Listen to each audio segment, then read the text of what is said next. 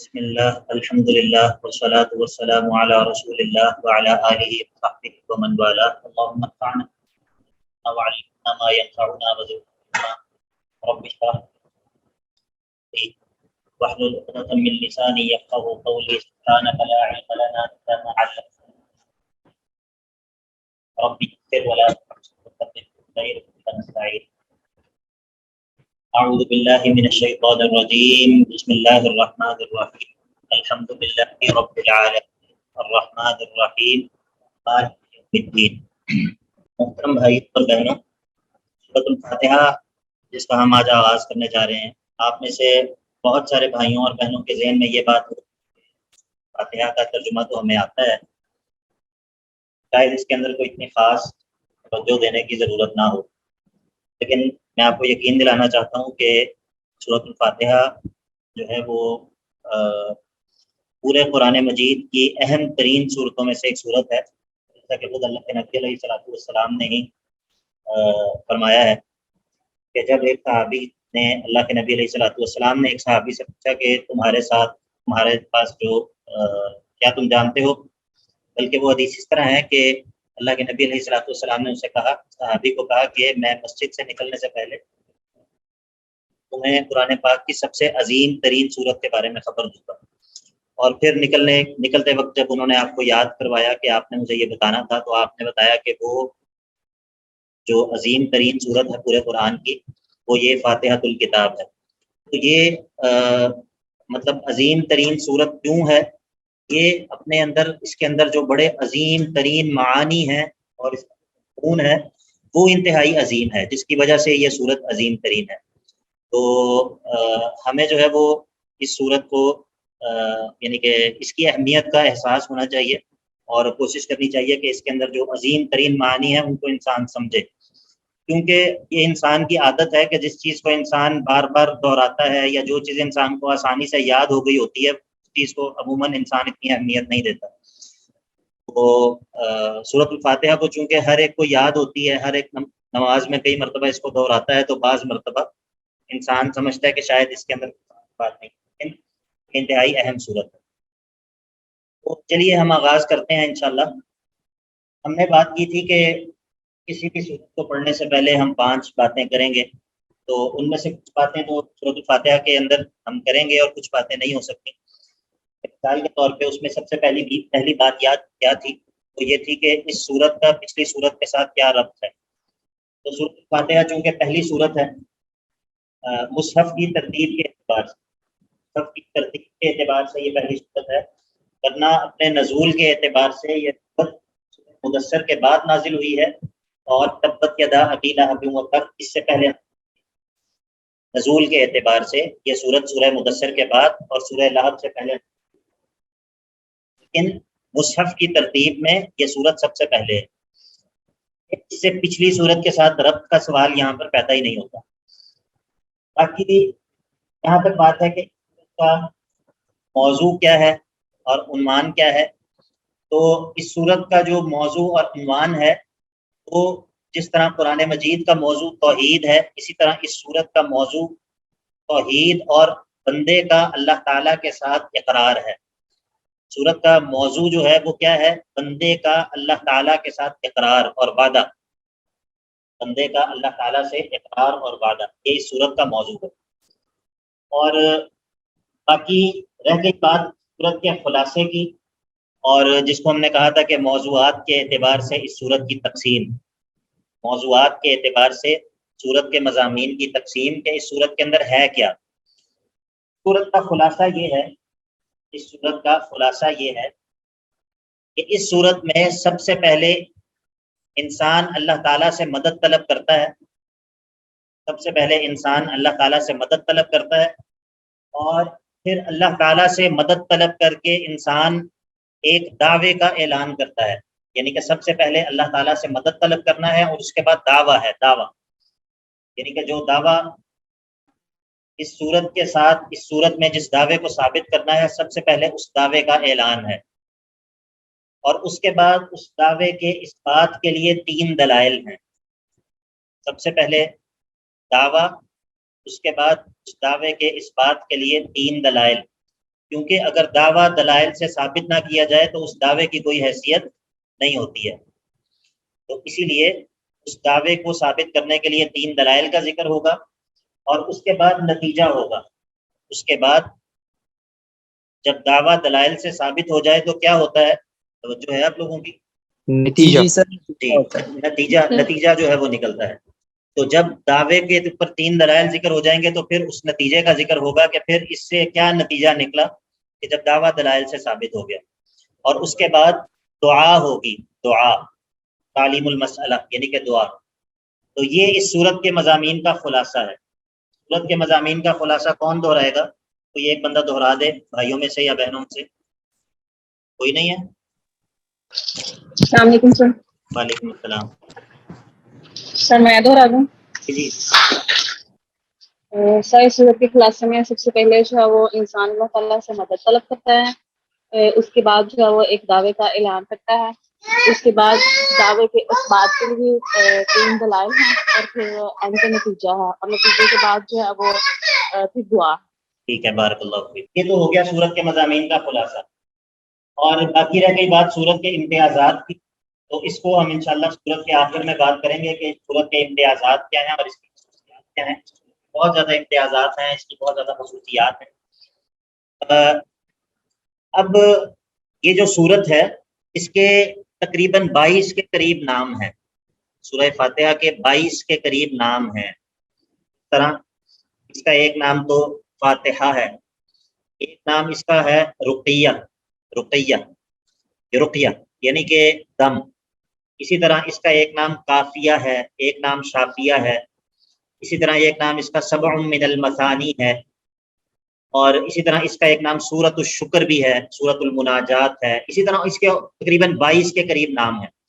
اور یہ تمام کے تمام نام جو ہیں یہ مختلف نصوص میں وارد ہوئے ہیں. یعنی کہ یا تو نام یہ ایسے نام ہیں جو کہ قرآن مجید میں ذکر ہیں، یا پھر احادیث کے اندر یہ نام ذکر ہوئے ہیں، یا پھر اس صورت کا کوئی خاص وصف ہے جس بنیاد پہ اس کا کوئی نام جو ہے وہ نام اس کا جو ہے وہ رکھا گیا ہے.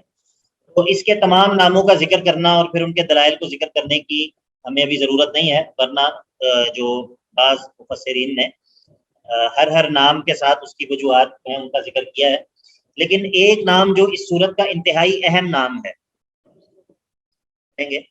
اور اس سے آپ کو اس صورت کی اہمیت اور عظمت کا بھی اندازہ ہوگا. وہ نام ہے ام الکتاب. ام الکتاب سورۃ الفاتحہ کا ایک انتہائی اہم نام ام الکتاب ہے. ام الکتاب کا معنی کیا ہے؟ کہ یہ صورت قرآن مجید کی جڑ ہے. جڑ آپ کو پتہ ہے کہ ام کا لفظ جو ہے ویسے تو ماں کے لیے بھی استعمال کیا جاتا ہے، ماں کے لیے بھی ام کا لفظ استعمال کیا جاتا ہے، ام عبداللہ، ام عمر، ٹھیک ہے. لیکن اصل میں اس لفظ کا مطلب ہوتا ہے جڑ. اور ماں کو بھی ماں اسی لیے کہا جاتا ہے کہ جس طرح پورے کا پورا درخت جو ہے وہ اپنی جڑ سے نکلتا ہے، اسی طرح ایک ماں کی جتنی بھی اولاد ہوتی ہے وہ ساری کی ساری اولاد ماں سے ہی نکلتی ہے، ماں سے ہی اس کا آغاز ہوتا ہے. تو اسی لیے ماں کو ام کہا جاتا ہے. تو جب ہم یہ کہتے ہیں کہ یہ سورۃ الفاتحہ ام الکتاب ہے تو پھر یہ ضروری ہے کہ پورے قرآن پاک کے اندر جتنے بھی مضامین ہیں، پورے قرآن مجید کے اندر جتنے بھی مضامین ہیں، جس طرح ایک ماں کی ساری اولاد جو ہے وہ اسی ماں سے نکلتی ہے، اسی ماں سے اس کا آغاز ہوتا ہے، اسی طرح قرآن پاک کے اندر جتنے بھی مضامین بیان ہوں گے ان سب کے سب کی بنیاد سورہ فاتحہ کے اندر موجود ہے. سارے کے سارے مضامین، وہ سارے کے سارے مضامین سورہ فاتحہ کے اندر موجود ہیں، ان کی اصل اور بنیاد سورہ فاتحہ کے اندر موجود ہے. آپ کو یہ بات سمجھ آ گئی؟ جی سر. جی سر. بارک اللہ. تھوڑا سا انٹریکٹ کیا کریں، مجھے ذرا پھر محسوس ہوتا رہتا ہے کہ آپ لوگ میرے ساتھ ہیں، ٹھیک ہے؟ یا تو چیٹ باکس میں یا پھر بات ہے نا کہ قرآن مجید کے سارے مضامین سورہ فاتحہ کے اندر موجود ہیں.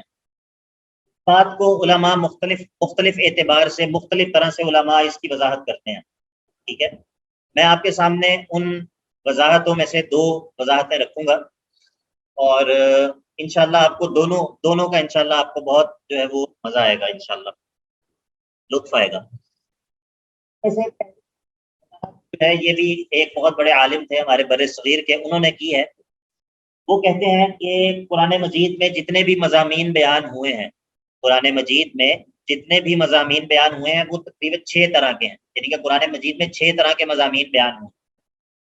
اس میں سب سے پہلے توحید ہے،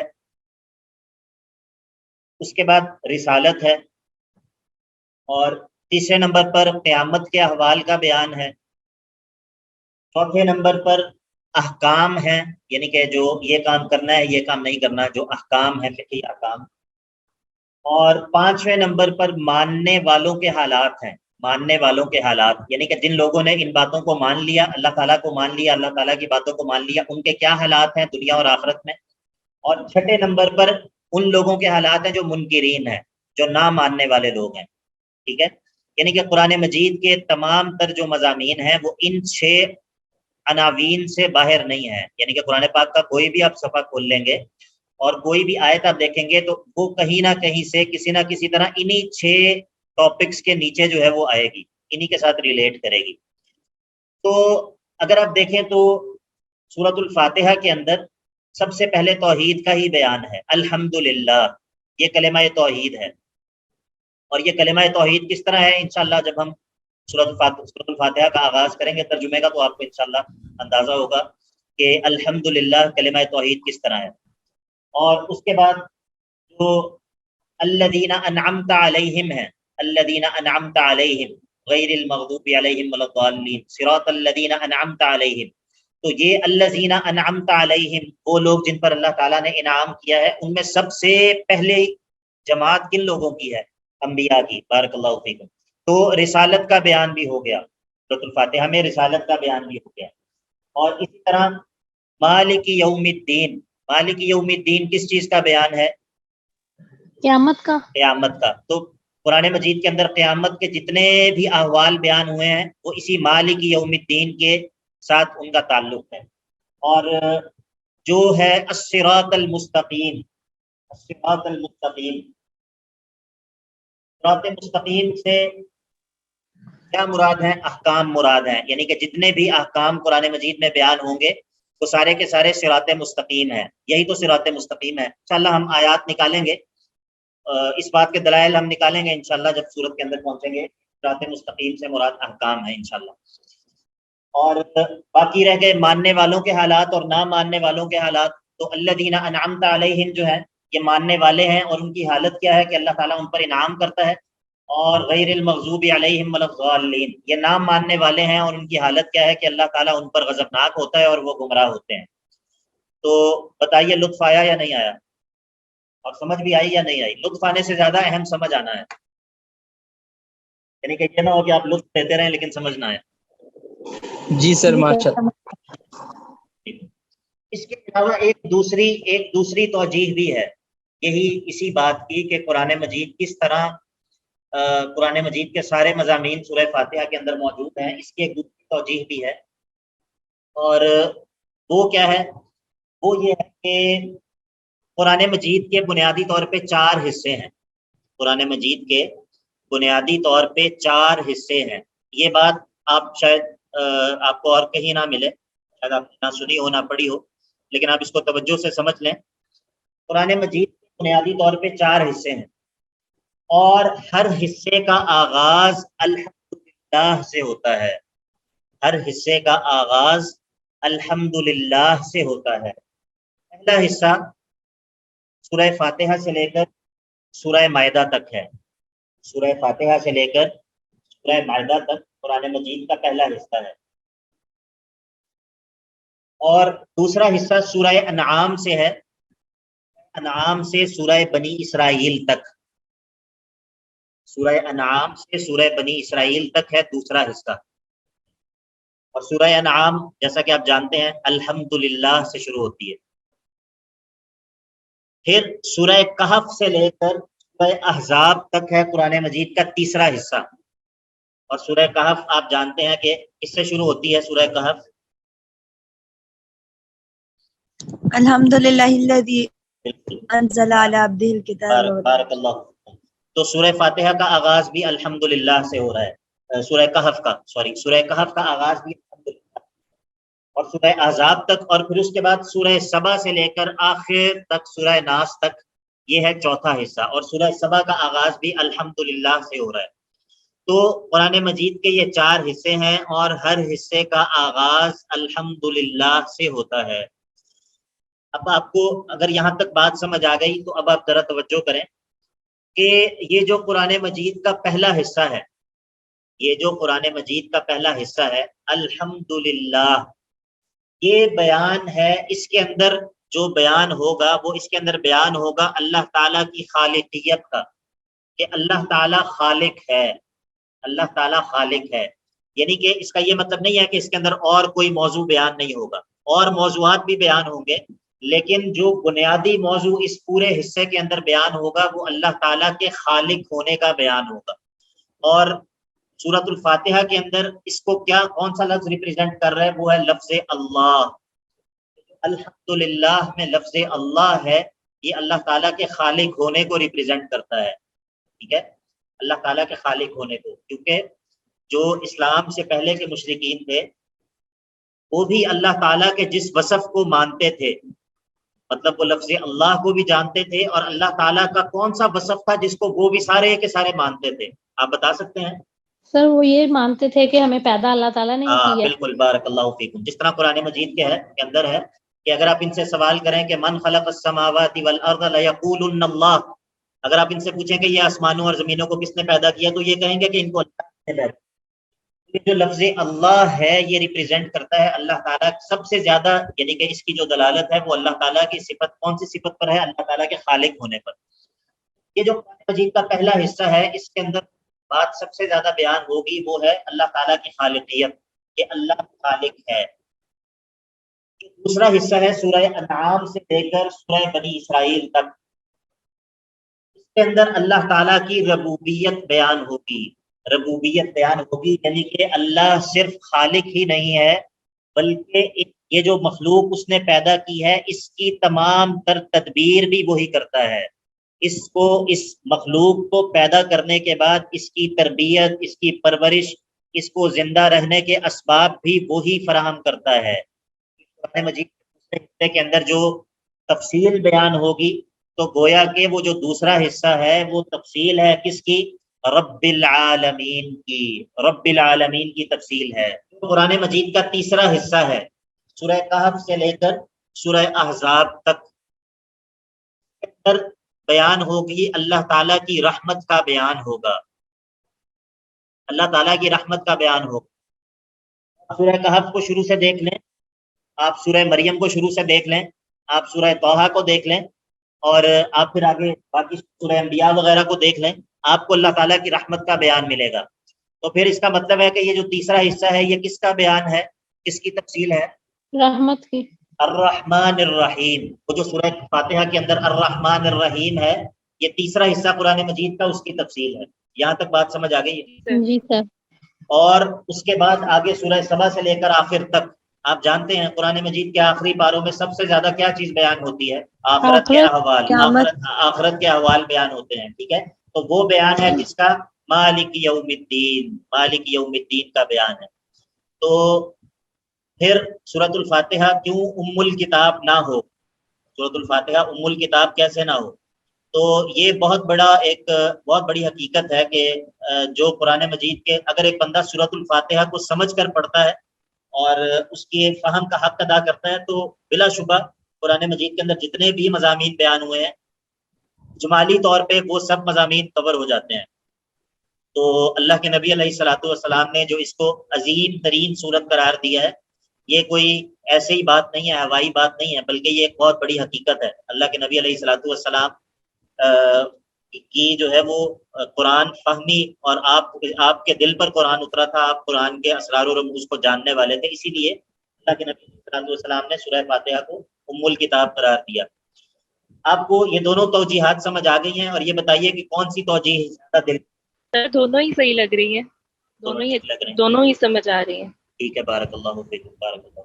بات یہ کر لی کہ سورہ فاتحہ جو ہے یہ کل کتاب ہے، اس کے 22 کے قریب نام ہیں، اور یہ جو ان ناموں میں سے مختلف نام ہیں، مختلف احادیث کے اندر ذکر ہوئے ہیں۔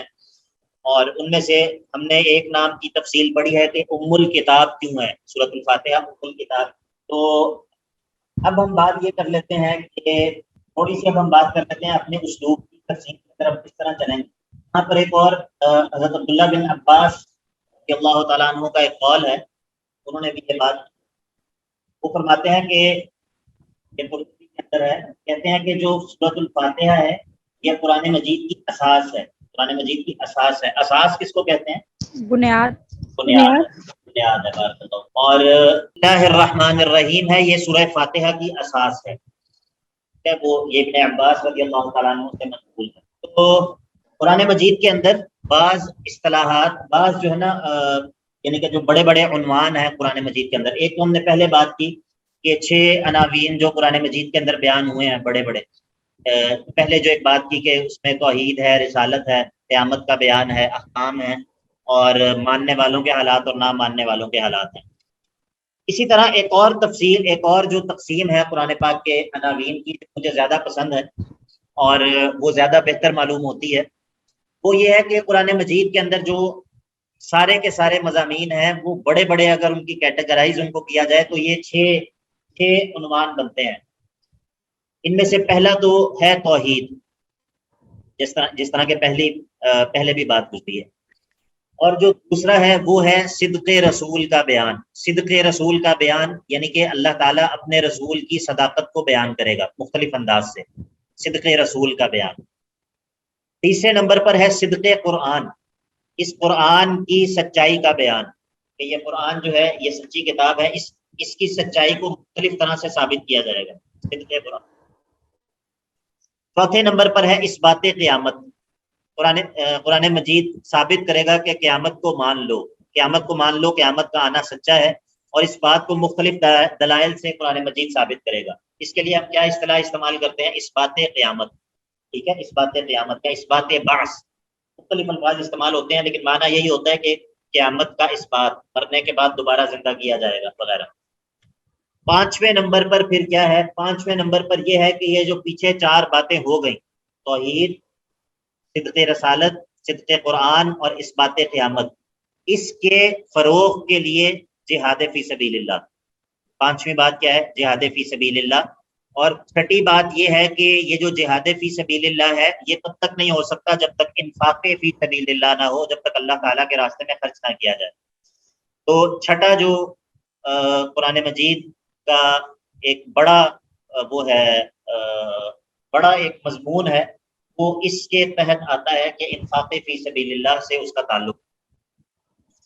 اب یہ جو 6 کے 6 عنوان ہیں یہ بار بار استعمال ہوں گے, بار بار ان کو ہم ریپیٹ کریں گے انشاءاللہ پڑھتے ہوئے.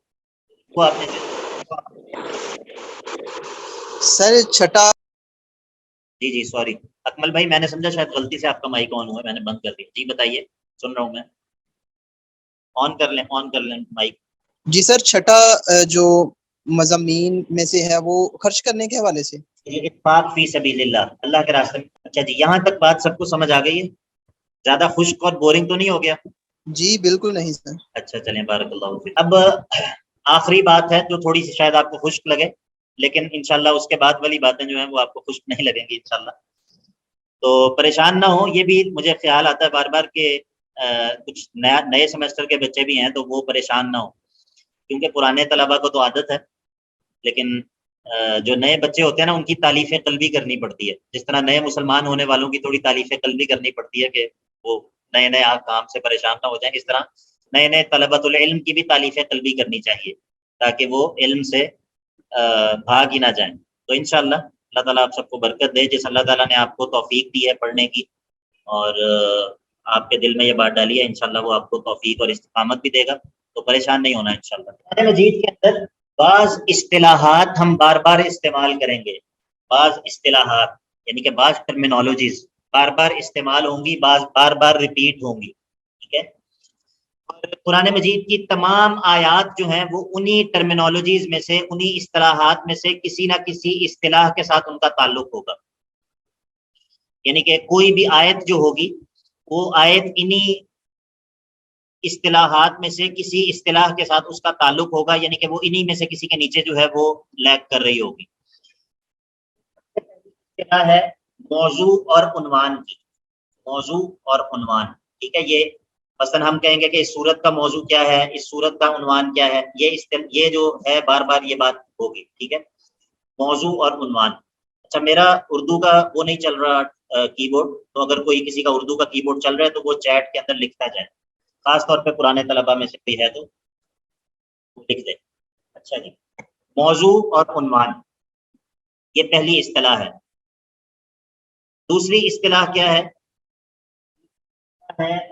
دلائل، دلائل، دلیل یا دلائل کی، ٹھیک ہے۔ اور پھر یہ دلائل تین طرح کے ہوتے ہیں، عقلی دلائل، نقلی دلائل اور وحیی دلائل، یعنی کہ بعض دلائل کا تعلق عقل سے ہوگا، بعض دلائل کا تعلق نقل سے ہوگا اور بعض دلائل کا تعلق وحی سے ہوگا، ٹھیک ہے۔ یہ یعنی کہ یہ دوسری اصطلاح کے نیچے یہ تینوں آ رہی ہیں۔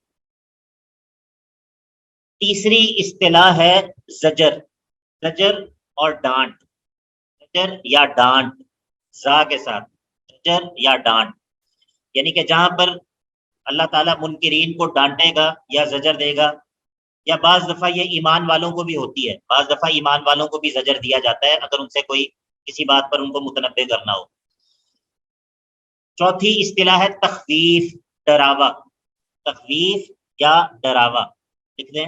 اور یہ تخویف پھر دو طرح کی ہوتی ہے، یا دنیاوی یا اخروی، یعنی کہ کبھی کسی آیت کے اندر تخویف دنیاوی ہوگی کہ ایسا مت کرو نہیں تو دنیا میں تمہارے ساتھ یہ ہو جائے گا، اور کبھی کسی آیت میں تخویف اخروی ہوگی کہ ایسا مت کرو ورنہ آخرت میں تمہیں یہ سزا ملے گی۔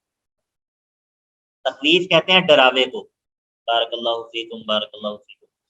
اس کے بعد پانچویں اصطلاح ہے بشارت، بشارت، بشارت کا معنی کیا ہوتا ہے؟ خوشخبری، ٹھیک ہے۔ کبھی اللہ تعالیٰ جب ذکر کریں گے کہ کافروں کے لیے یہ سزائیں ہیں، تو پھر اللہ تعالیٰ ذکر کریں گے کہ ایمان والوں کے لیے یہ خوشخبریاں ہیں۔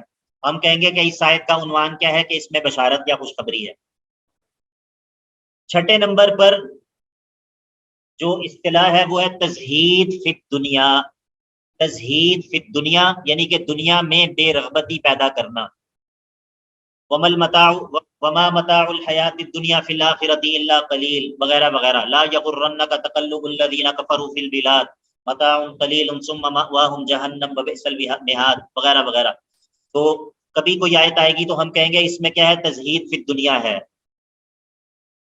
ساتویں نمبر پر ہے تشجیع اور ترغیب، تشجیع اور ترغیب، اس کا مطلب ہوتا ہے جس طرح ہم اردو میں لفظ استعمال کرتے ہیں نا، شجاعت، بہادری، تو تشجیع کا مطلب ہوتا ہے کسی دوسرے کو بہادری دلانا، کسی دوسرے میں بہادری پیدا کرنا اور اس کو ترغیب دینا کہ پریشان ہونے کی ضرورت نہیں ہے، اپنے اندر بہادری پیدا کرو۔ تو بعض جگہوں پہ بعض آیات کے اندر یہ اصطلاح ہم استعمال کریں گے، تشجیع یا ترغیب۔ اور سب سے آخر میں آٹھویں نمبر پر جو اصطلاح ہے وہ ہے تسلی، تسلی۔ تسلی کا مطلب کیا ہے؟ کہ اللہ تعالیٰ اپنے نبی کو کہے گا کہ وَلَا يَحْزُنْكَ قَوْلُهُمْ، اے نبی صلی اللہ علیہ وسلم آپ کو ان لوگوں کی ایسی باتیں پریشان نہ کریں۔ یا پھر اللہ تعالیٰ کہیں گے کہ وَإِن كَذَّبُوكَ فَقَدْ كُذِّبَ رُسُلٌ مِّن قَبْلِكُمْ، اے نبی صلی اللہ علیہ وسلم اگر یہ آپ کی تکذیب کر رہے ہیں تو آپ سے پہلے انبیاء کی بھی تکذیب کر چکے ہیں، وغیرہ۔ اس طرح یہ جو اس طرح کا جو مضمون ہوگا وہ ہم کس ٹرمینالوجی، کس عنوان کے نیچے وہ آئے گا؟ وہ آئے گا تسلی کے نیچے۔ آپ کو یہ 8 کی 8 اصطلاحات سمجھ آ گئی؟ میں دوبارہ ایک دفعہ دہرا دیتا ہوں کیونکہ یہ بات وہ ہے جو کہ بار بار ریپیٹ ہونی ہے، بار بار ریپیٹ ہونی ہے، اور ہم نے پورا قرآن انشاءاللہ اسی طریقے سے پڑھنا ہے اگر میں پڑھاتا رہا ترجمہ۔ تو یہ اصطلاحات بار بار استعمال ہونی ہے، بار بار ریپیٹ ہونی ہے۔ سب سے پہلے یہ ہوتا ہے موضوع یا عنوان، پھر دوسرے نمبر پر دلائل، پھر دلائل کی 3 قسمیں ہوتی ہیں، کبھی وہ دلیل عقلی ہوتی ہے، کبھی دلیل نقلی ہوتی ہے، کبھی دلیل وحی ہوتی ہے۔ پھر تیسرے نمبر پر ہوتی ہے زجر، چوتھے نمبر پر ہے تخویف، تخویف دنیاوی یا تخویف اخروی، پانچویں نمبر پر ہوتا ہے بشارت، خبری، چھٹے نمبر پر ہوتا ہے تزہید فی الدنیا، ساتویں نمبر پر کیا ہے؟ تشجیع اور ترغیب، اور جناب 8ویں نمبر پر کیا ہے؟ تسلی۔ بارک اللہ فیکم. یہ کس نے لکھا ہے؟ ماشاءاللہ بارک اللہ فیکم, اللہ تعالیٰ آپ کو برکت دے. چلیے اب میرا خیال ہے کہ ہم یہ جو اس میٹنگ کو ختم کرتے ہیں اور اگلی میٹنگ کے اندر جو ہے وہ تشجیع ہے. فصیح جوہر, اب آپ بھائی ہیں یا بہن ہیں یہ بتا دیں, بھائی لگ رہے ہیں. تو فصیح بھائی یہ تشجیع ہے بھائی, بارک اللہ فیک. دراصل نام ایسا ہے کہ میں نے کہا شاید, تو تشجیع کا مطلب ہوتا ہے بہادری. بہادری یعنی کہ کسی کو ترغیب دلانا, کسی کو یہ کہنا کہ آپ فکر مت کرو اور بہادری کے ساتھ جو ہے وہ تم اپنا کام کرو. یہ اللہ تعالیٰ انبیاء کو جگہ جگہ جو ہے وہ یہ بہادری کی تلقین کرتے ہیں, کہ جس طرح یہ ہے کہ کتاب انزلناہ الیک, نہیں جس طرح یہ ہے سورہ اعراف کے شروع میں غالباً کہ ولا یکن فی صدرک حرج مما انزل الیک, اس طرح کر کہ آپ کے سینے میں. جی کس کا سوال ہے, پوچھ لیجیے. جی سر, یہ جو تزہید فی الدنیا تھا یہ تھوڑا ایکسپلین کیجیے گا. جی تزہید فی الدنیا یہ ہوتا ہے کہ دنیا میں نمبر 6 پہ. جی دنیا میں بے رغبتی پیدا کرنا. ایک لفظ ہم بولتے ہیں زہد. زہد کا لفظ آپ نے سنا ہے نا, بے رغبتی, دنیا میں بے رغبتی. تو یہ تزہید فی الدنیا ایسی آیات کے بارے میں ہم کہیں گے جن آیات کے اندر اللہ تعالیٰ دنیا سے بے رغبتی کی ترغیب دیں گے کہ دنیا کے اندر بے رغبتی پیدا کرو اور آخرت کی طرف تمہارا شوق آخرت کی طرف ہو. ٹھیک ہے, تزہید فی الدنیا. تو ابھی جو ہے یہ ہم نے ابھی صرف ٹرمینالوجیز پڑھی ہیں, ابھی ہم نے ان کا اجرا نہیں کیا, یعنی کہ ابھی ہم نے ان کو اپلائی نہیں کیا. ابھی ہم نے صرف یہ بات اسی لیے کی ہے تاکہ جب بعد میں آپ کوئی لفظ ان میں سے سنیں تو آپ پریشان نہ ہو. ٹھیک ہے, آپ یہ نہ کہیں کہ یہ کیا بات آج ہوگی. تو جب یہ باتیں بار بار ہم ان کو آیات پڑھیں گے اور آیات کے اوپر کی اپلیکیشن کریں گے تو آہستہ آہستہ آپ کو یہ خود بخود یاد ہو جائیں گے انشاءاللہ. اور یہ پرانے طلبہ کو یاد ہے سب کو الحمدللہ, کیونکہ یہ بات بار بار ریپیٹ ہوتی ہے تو یہ خود بخود ذہن میں بیٹھ جاتا ہے کہ کس آیت, کیونکہ ہر آیت کے شروع میں ہم یہ بات کرتے ہیں کہ جی اس آیت کے اندر یہ ہے, اس آیت کے اندر بشارت ہے, اس آیت کے اندر تشجیع ہے, اس آیت کے اندر وعید ہے وغیرہ. لیکن باتیں خود بخود آپ کو انشاءاللہ یاد ہو جائیں گی. تھوڑی سی بات کر لیتے ہیں بسم اللہ الرحمن الرحیم میں. اس بات میں تو کوئی اختلاف نہیں ہے, سورۃ الفاتحہ کی 7 آیات ہیں, لیکن کیا بسم اللہ الرحمن الرحیم سورۃ الفاتحہ کی آیت ہے یا نہیں, اس میں علماء کا اختلاف ہے. بعض علماء کہتے ہیں کہ سورۃ الفاتحہ کی بسم اللہ الرحمن الرحیم سورۃ الفاتحہ کی آیت نہیں ہے, اور بعض علماء کہتے ہیں کہ یہ سورۃ الفاتحہ کا ایک جز ہے, سورۃ الفاتحہ کا ایک جز ہے. ابھی آپ کے سامنے جو قرآن ہے اس میں اگر آپ دیکھیں تو بسم اللہ کو ایک آیت کاؤنٹ نہیں کیا ہوا, بسم اللہ کو ایک آیت کاؤنٹ نہیں کیا ہوا. لیکن یہ ایک بہت ٹیکنیکل سی غلطی ہے, کیونکہ یہ جو ہم جس قراءت کو پڑھتے ہیں قرآن مجید کی, جس قراءت کو ہم پڑھتے ہیں اس کو ہم کہتے ہیں قراءت حفص. ہم قرآن مجید کی جو قراءت پڑھتے ہیں یہ ہے قراءت حفص. اگر آپ نے کبھی دوسرے علاقوں کی, خاص طور پہ الجیریا, الجزائر وغیرہ کی یا بعض افریقن ممالک کے قراء کی تلاوت آپ نے سنی ہو تو وہ آپ کو تھوڑی سی الگ لگے گی, اس میں کچھ آپ کو چینج لگے گا. کبھی آپ نے تجربہ کیا ہے اس چیز کا, کبھی آپ نے یہ چیز دیکھی ہے, نوٹ کی ہے؟ جی سر, کچھ علاقوں کی مختلف ہوتی ہیں. جی بارک اللہ فیک.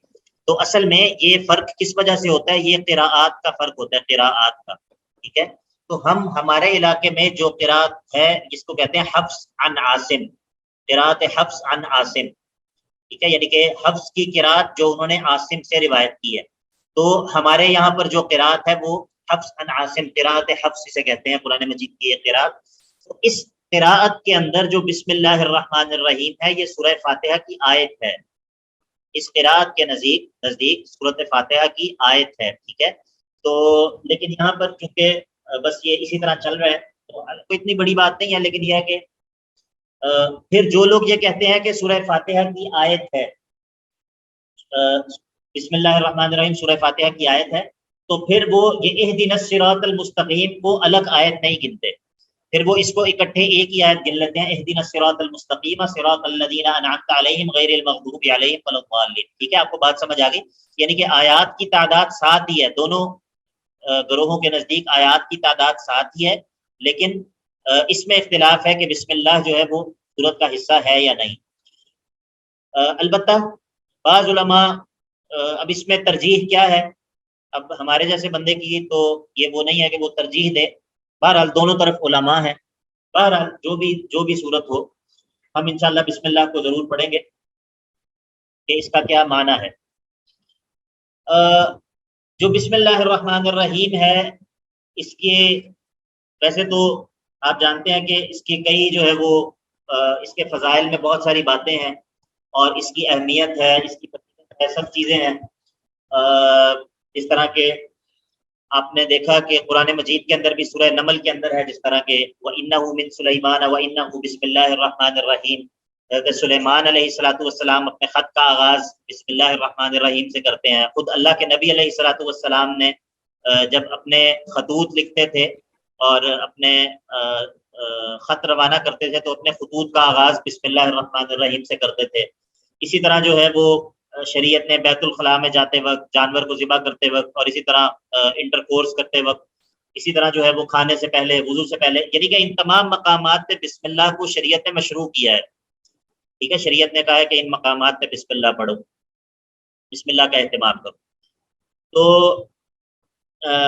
اس سے اس کی اہمیت کا اندازہ ہوتا ہے، اہمیت اور فضیلت کا اندازہ ہوتا ہے، اور یہ پتہ چلتا ہے کہ اس کی ایک شریعت کے اندر اس کی ایک اہمیت ہے، اس کی ایک امپورٹنس ہے۔ لیکن مسئلہ یہ ہے کہ ہمیں یہ تو پتہ ہوتا ہے کہ اس کی اہمیت اور اس کی امپورٹنس ہے، لیکن ہم اس کو شعوری طور پر نہیں پڑھ رہے ہوتے، ہم اس کو شعوری طور پر نہیں پڑھ رہے ہوتے کہ ہم یہ جب بسم اللہ پڑھ رہے ہیں تو ہم یہ اصل میں کہہ کیا رہے ہیں، ہم اصل میں کہہ کیا رہے ہیں۔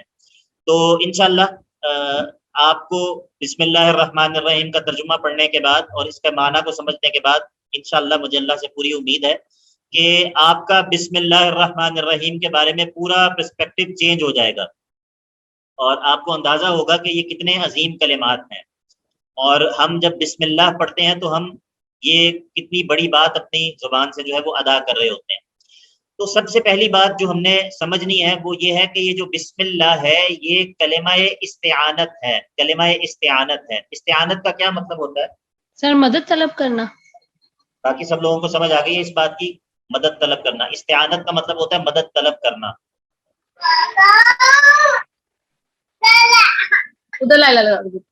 ویسے ہماری ان بہنوں کی بڑی ہمت ہے ماشاءاللہ، اللہ تعالیٰ ان کو جزائے خیر دے، اور یہ میں سمجھتا ہوں ایک اتحاد ہے۔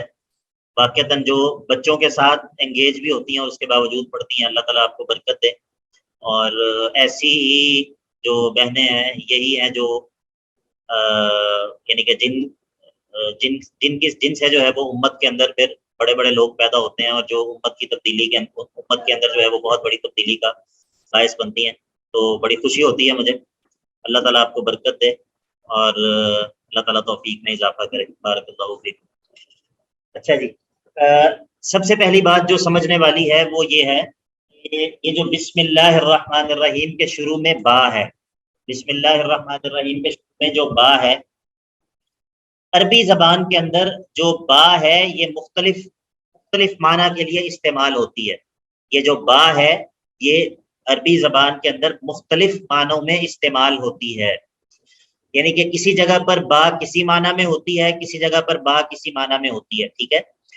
لیکن یہاں پر فاتحہ کے شروع میں جو با ہے یہ با وہ ہے جس کو با الاستعانت کہا جاتا ہے، با الاستعانہ، یعنی کہ وہ با کہ جس کا معنی ہوتا ہے مدد کا معنی ہوتا ہے، مدد کا معنی، ٹھیک ہے۔ اگر آپ سورۃ الانعام دیکھیں، سورۃ الانعام کی آیت نمبر 38، چلیں نکالیں ذرا، سورۃ الانعام کی آیت نمبر 38 نکالیں۔ جی سر۔ بارک اللہ فیک۔ وما من دابۃ فی الارض، اور کوئی بھی، یہ اس آیت میں عقلی دلیل ہے اللہ تعالیٰ کے قادر ہونے پر۔ وما من دابۃ فی الارض، اور کوئی بھی زمین پر چلنے والا ایسا چوپایا نہیں ہے، ولا طائر، اور نہ ہی کوئی پرندہ، نہ ہی کوئی پرندہ ایسا ہے کہ یطیر، جو اڑتا ہے، بجناحیہ، بجناحیہ، اپنے دونوں پروں کی مدد سے۔ آپ نے دیکھا یطیر بجناحیہ، اپنے دونوں پروں کی مدد سے، یہ مدد کا معنی کہاں سے آ گیا؟ یہ با کی وجہ سے آ گیا، با کی وجہ سے، ٹھیک ہے۔ یعنی کہ اگر آپ یہاں پر معنی کریں اپنے دونوں پروں کے ساتھ اڑتا ہے، تو ساتھ تو اڑتا ہے، ظاہر ہے جب پرندہ اڑ رہا ہے تو اس کے پر بھی ساتھ ہی اڑ رہے ہیں، ایسا تو نہیں کہ پرندہ الگ اڑے گا اور پر علیحدہ اڑیں گے. لیکن یہاں پر معنی کیا ہے؟ معنی یہ ہے کہ یہاں پر جو با ہے یہ مدد کا معنی دے رہا ہے، مدد کا معنی دے رہا ہے. ٹھیک ہے، یا آپ جس طرح کہتے ہیں کتبت بالقلم، کتبت بالقلم، میں نے قلم کی مدد سے لکھا، میں نے قلم کی مدد سے لکھا. یعنی کہ اگر آپ معنی کریں کہ صرف ساتھ کا معنی کریں، میں نے قلم کے ساتھ لکھا، تو اس کا کیا مطلب ہے؟ کہ مطلب ایسا تو نہیں کہ میں نے بھی لکھا اور قلم نے بھی لکھا. ساتھ کا کیا مطلب ہے؟ تو مطلب یہ ہے کہ میں نے قلم کی مدد سے لکھا. میں آپ کو جو بات سمجھانا چاہ رہا ہوں وہ یہ ہے کہ با میں کئی معنی میں استعمال ہوتی ہے، مختلف معنی میں استعمال ہوتی ہے. ٹھیک ہے، اور یہ جب ہم انشاءاللہ ترجمہ پڑھیں گے تو اس کے اندر جہاں پر بھی انشاءاللہ دوسرے معنی کے اندر استعمال ہوگی بات، تو ہم بتائیں گے وہاں پر کہ یہاں پر کون سے معنی میں استعمال ہو رہی ہے. لیکن بسم اللہ کے معنی کو سمجھنے کے لیے اس بات کو سمجھنا ضروری ہے، کیونکہ ہم نے کہا کہ بسم اللہ جو ہے وہ کلمہ استعانت ہے، کلمہ استعانت ہے. تو استعانت کا معنی جو ہے وہ اس کلمے کے اندر اسی با کے ساتھ پیدا ہوتا ہے، اسی با کے ساتھ پیدا ہوتا ہے. تو اسی لیے یہ بات سمجھنی ضروری ہے کہ یہ با جو ہے یہ با الاستعانہ ہے، استعانت والا با ہے. اب میری خواہش ہے کہ ہم بسم اللہ الرحمن الرحیم پر باقی بات جو ہے وہ کل کریں، کیونکہ ابھی کلاس کا بالکل اختتام ہے، تقریباً 3 منٹ رہ گئے. ابھی اگر ہم بات شروع کریں گے تو بات سمیٹی نہیں جائے گی اور بات درمیان میں چھوڑنی پڑے گی. تو ایسا کرتے ہیں کہ ابھی ہم کچھ کویسچنز لے لیتے ہیں اور کل پھر ہم دوبارہ سے انشاءاللہ بسم اللہ الرحمن الرحیم سے ہی بات شروع کریں گے. اور انشاءاللہ آپ کو بسم اللہ الرحمن الرحیم کا ہم معنی پڑھیں گے، آپ کو انشاءاللہ اس کا معنی جو ہے وہ سمجھ آئے گا، اور پھر آپ پورے شعور کے ساتھ انشاءاللہ یہ کلمہ جو ہے وہ پڑھ سکیں گے انشاءاللہ. کوئی سوالات ہیں تو ابھی لے لیں انشاءاللہ. جی، نئے طلبہ میں سے، پرانے طلبہ میں سے. ٹھیک ہے جی، بارک اللہ فیکم. سوال، کوئی بھی سوال ہو آپ انشاءاللہ گروپ میں بھی پوچھ سکتے ہیں، مجھے پرسنل بھی میسج کر سکتے ہیں انشاءاللہ، اور کسی بھی وقت انشاءاللہ کر سکتے ہیں، کوئی ایشو نہیں ہے.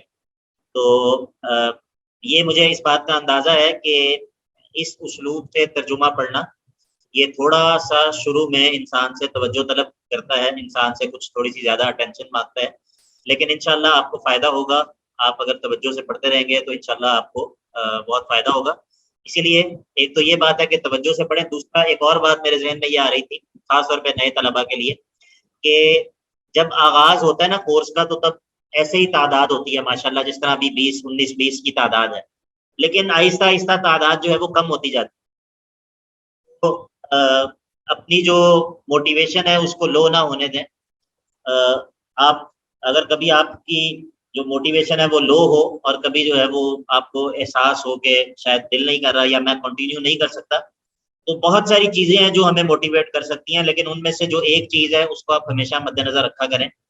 وہ یہ ہے کہ آپ اپنے ارد گرد دیکھیں کہ جو لوگ ہیں، امت جو ہے، انسان جو ہیں، خاص طور پہ جو ینگسٹرز ہیں یا دوسرے لوگ عمومی طور پہ، وہ شبہات میں اور شہوات کے اندر بالکل ڈوب چکے ہیں، ڈوب رہے ہیں. ٹھیک ہے، کوئی جو ہے وہ ڈاؤٹس کا شکار ہے، کوئی جو ہے وہ اپنی شہوات اور ڈیزائرز کے اندر پڑا ہوا.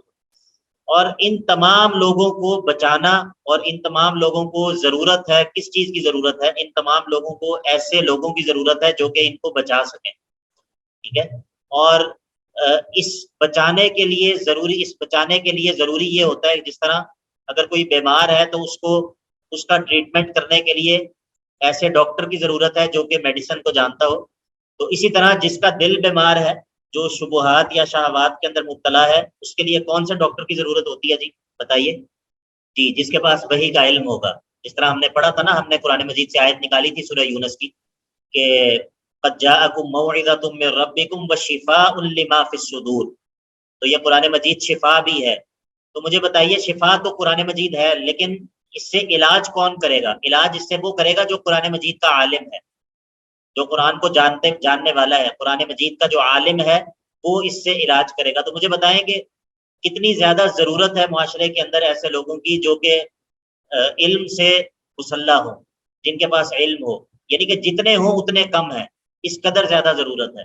تو مجھے بذات خود یہ چیز بہت زیادہ موٹیویٹ کرتی تھی ہمیشہ، اور ابھی بھی کرتی ہے، کہ انسان جب بھی کبھی لو فیل کرے تو انسان اپنے ارد گرد دیکھے اور پھر نئے سرے سے وہ اس کام کے اندر لگ جائے کہ کس قدر اس بات کی ضرورت ہے کہ ہم جو ہے وہ علم حاصل کریں تاکہ ہم دوسرے لوگوں کے لیے بھی فائدہ مند ہو سکیں، اور سب سے پہلے یہ ہے کہ اپنی ذات کو ہم جو ہے وہ بچا سکیں، فتن سے بچا سکیں۔ دوسرے لوگ اگر شبہات اور شہوات میں ہیں تو ہماری کوئی گارنٹی نہیں ہے، ہم بھی ان کا شکار ہو سکتے ہیں۔ تو ان شبہات اور شہوات سے انسان بچتا بھی علم کے ذریعے ہے۔ تو اللہ تعالیٰ آپ سب کو استقامت دے، ہم سب کو اللہ تعالیٰ استقامت دے، اور ہم جو پڑھ رہے ہیں اور پڑھا رہے ہیں اللہ تعالیٰ اس سے ہمیں نفع دے۔ بارک اللہ فیکم، السلام علیکم ورحمۃ اللہ وبرکاتہ۔